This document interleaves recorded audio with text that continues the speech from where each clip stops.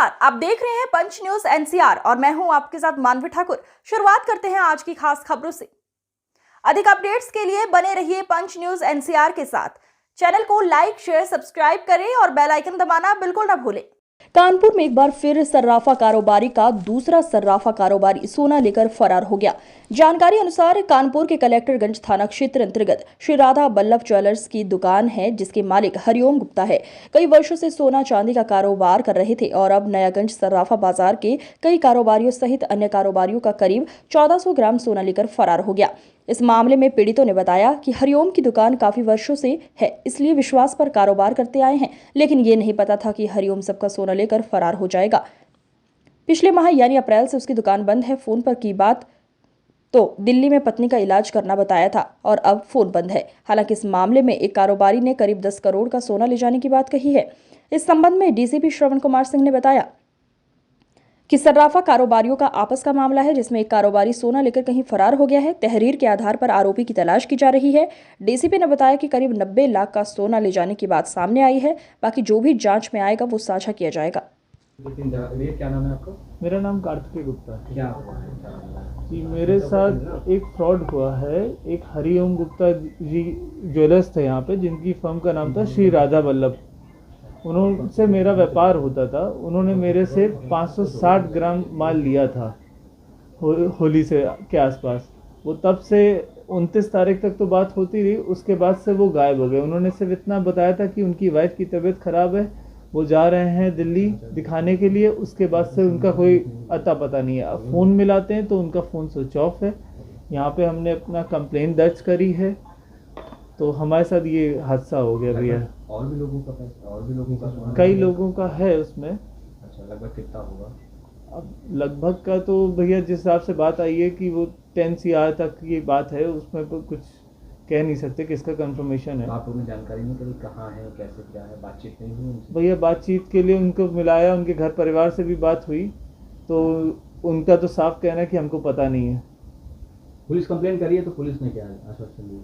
Police ने कहा है कि मैं देखता हूँ, अपने हैंड से काम करते हैं, तो वो अपने उसमें लगे हुए हैं। लगभग आपका कितने रुपए का माल? 40 लाख करीब है मेरा, मतलब 39 प्लस है। ठीक है।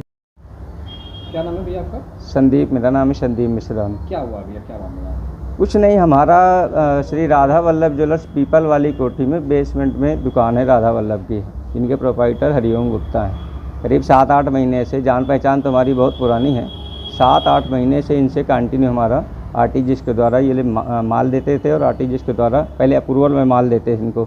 अप्रूवल के 2 दिन, 4 दिन, 6 दिन, 10 दिन, 15 दिन, इस तरीके से पेमेंट आगे पीछे बोला माल भेजते थे, पेमेंट करते थे। आरटीजीएस मोड से पूरा पैसा आरटीजीएस मोड से करते थे। अभी क्या, पिछले महीने तक तो अच्छा चल रहा था।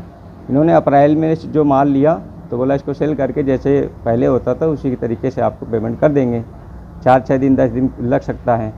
मैंने इनके टाइम के बाद में इनसे पेमेंट मांगा, बोला अभी पार्टी से बोल रखा है, पेमेंट अभी तक आया नहीं है, जैसे ही आता है आपका काम करा देता हूँ। फिर मैंने 2-3 दिन शांत रहे। फिर कुछ टाइम बाद मैंने इनको रिमाइंड किया, बोला कि टाइम हो रहा है, मेरे को भी आरटीजीएस आगे करना है, माल उठाना है, आप अगर पेमेंट करा देंगे तो मेरा हो जाए। बोला पार्टी शायद कुछ कहीं पर फंसी हुई है, किसी कारण से आते ही आपका काम होगा। ये करीब 25 तारीख को मैंने इनको फ़ोन किया। मैंने कहा अभी तक आप नहीं कर, मेरा लेट हो रहा है, पूरा महीना तुम निकाले दे रहे हो और पेमेंट नहीं करा रहे हो, मैं क्या करूं आगे काम? बोले कि मेरी वाइफ की तबीयत ख़राब है, मैं मैक्स हॉस्पिटल जा रहा हूं, गुड़गांव में, वहां पर पहुंचा हूं और वाइफ की तबीयत ठीक हो जाएगी, दिखा करके हो सकता है ऑपरेट भी कराना पड़े, मेरे को टाइम लग सकता है 2-4 दिन, चिंता मत करो, आते ही आपका काम पहले कराऊँगा। आपका काम मेरे दिमाग में बिल्कुल बैठा हुआ है। लगभग कितने का माल होगा? मेरा करीब 800 ग्राम करीब है।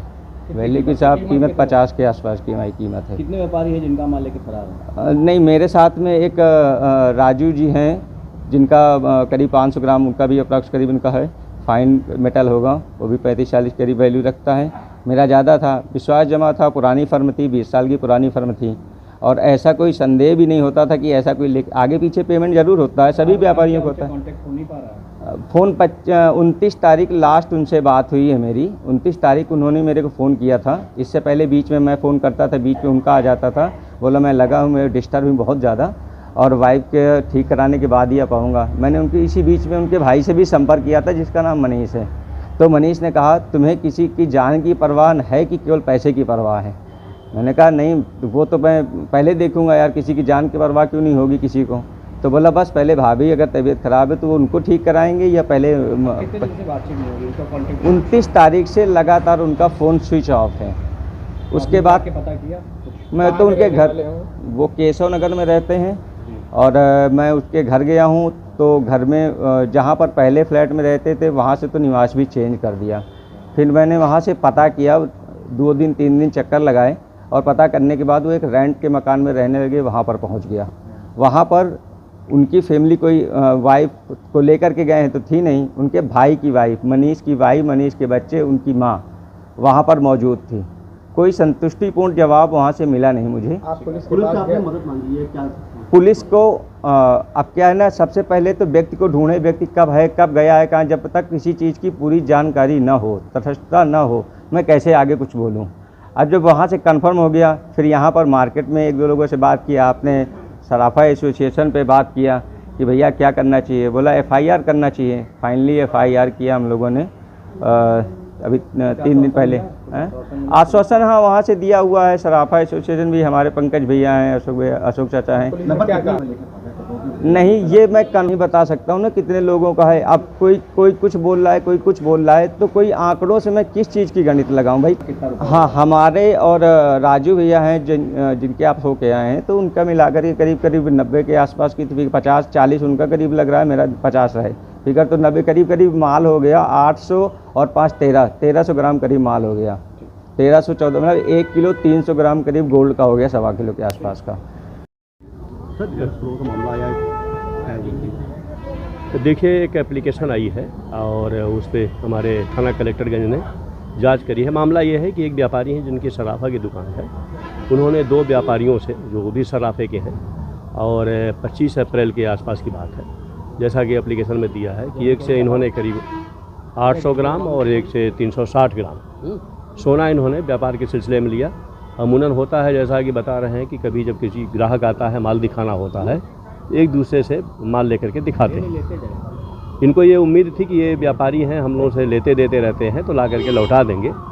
लेकिन जब वो आए नहीं, लौटाया नहीं, तब उनको डाउट हुआ और जब ढूंढा तो पता लगा कि वो जो है अपनी दुकान पे नहीं बैठ रहे हैं और गायब। जो व्यापारी जो सोना लेके गए थे वो तब से गायब हैं और उनके परिवार वालों ने हरमंद विहार पे उनकी गुमशुदगी दी है कि व्यापारी हमारे गायब हैं।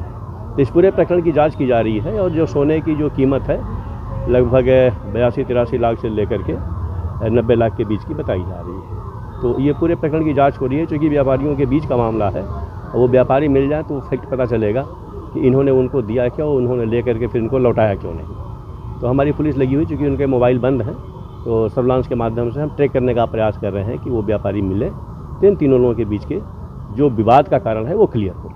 अलग आया ना कि 800 ग्राम और 360 ग्राम 2 है, और ये हमेशा लेते हैं, कोई पहली बार नहीं। जब भी कोई नया ग्राहक आता है, उसको कोई माल दिखाना होता है, तो ये अपनी दुकान से, अपने क्रेडिट के आधार पर अगल बगल की दुकान से लेते हैं और सराफे में चलता है। लेकिन ये हमेशा लौटा देते हैं, लेकिन इन्होंने पहली बार नहीं लौटाया। तो इनकी नीयत में क्या फ़र्क आया, क्यों ऐसा इन्होंने किया, ये एक जो ट्रस्ट की बात होती है वो इन्होंने विश्वास को तोड़ा है। इस पूरे प्रकरण की जांच की जा रही है। अब जो भी चीज़ आएगी, मैंने कहा ना कि भाई मार्केट में विश्वास पे बिजनेस लोग चलते हैं, हर चीज़ लिखा पढ़ी में नहीं करते हैं। ये उनको विश्वास को तोड़ा है। एक बार आ जाए तो पूरा क्लियर हो जाएगा कि उन्होंने किससे लिया है और क्या वास्तव में लिया है या झूठे एलिगेशन लगा रहे हैं।